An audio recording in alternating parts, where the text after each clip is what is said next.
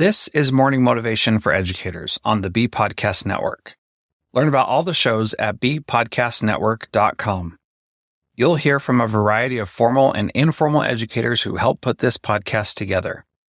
If you'd like to contribute your voice to this show, please go to morningmotivationedu.com to apply.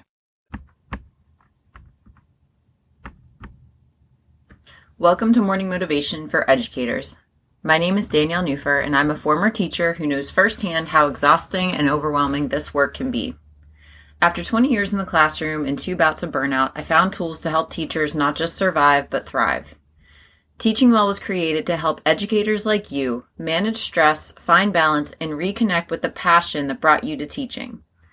This podcast is your space to breathe, reflect, and take those small steps toward feeling more grounded and fulfilled. Your well-being is crucial to your school's success, and I'm here to support you. So with that, let's begin. Have you ever heard of the word misogi? It's a Japanese word that signifies a challenging goal or something you work really hard at doing because of the challenge it brings and the learning that will arise from the journey of trying to actually achieve it. Sure, misogis can be climbing Mount Everest, but it doesn't have to be that. I'm a teacher and a mom, running a business and a family. I don't have time to go to Mount Everest at this moment in my life, but what I posit is that if you create your own misogi, and that has meaning and purpose to you, you will be amazed at how incredible your life will be transformed. A misogi is designed to bring a level of challenge to your life. So this is very individual. It's also very meaningful. And it's also something you don't need to go talking about to everyone who will listen until you've actually done some planning. And in the best case, you don't really talk about this misogi to much of anybody until you've actually achieved the thing. So if you're teacher tired, and here, I am telling you to try to do hard things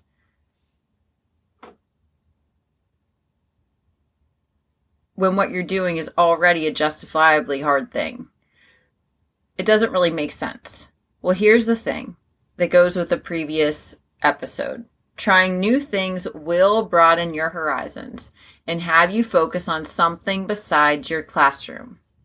Doing some hard things will help you understand that you are capable of far more than you ever give yourself credit for. It will help you develop a growth mindset and experience a flow state when you aren't in the classroom, and that will translate into the teacher who stands before the class each and every day. If you've accomplished a challenging goal, and that is in your internal makeup, and you've spent the time and energy and developed the grit to do this hard thing, you may show up in front of your class differently. In fact, I am certain of it. You have actually changed your internal workings, your internal makeup. You understand that there is so much more outside the door waiting for you. You will inspire your students to look for those same things in themselves.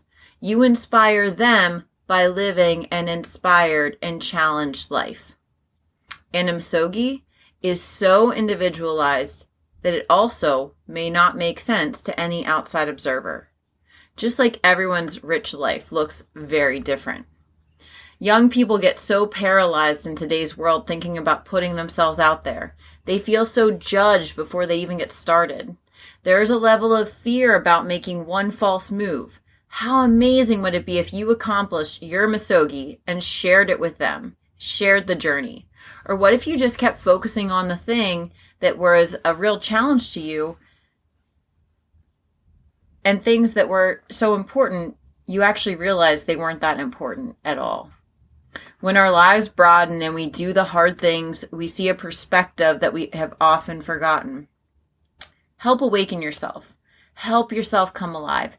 Inspire your students not in a way that shows off, but in a way that shares with them who you are and who you are inspiring them to face fear and to do anyway.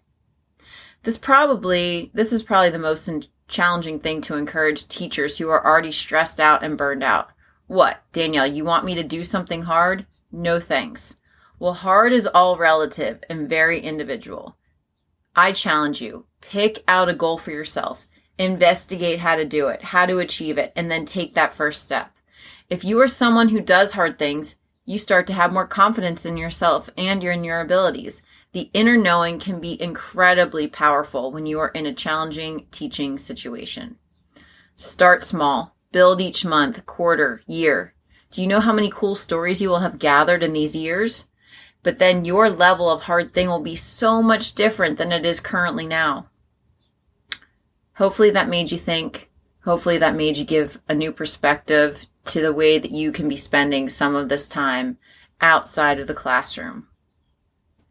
And as always, thanks for joining me today. If you are ready to take a dive deeper into your own well-being, check out my book, The Path of the Mindful Teacher, or schedule a call to connect.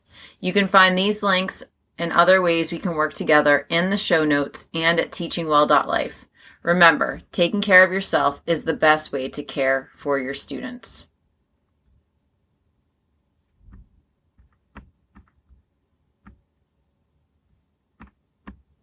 Thanks for listening. And whatever role you have in education, we have a podcast for you at bpodcastnetwork.com.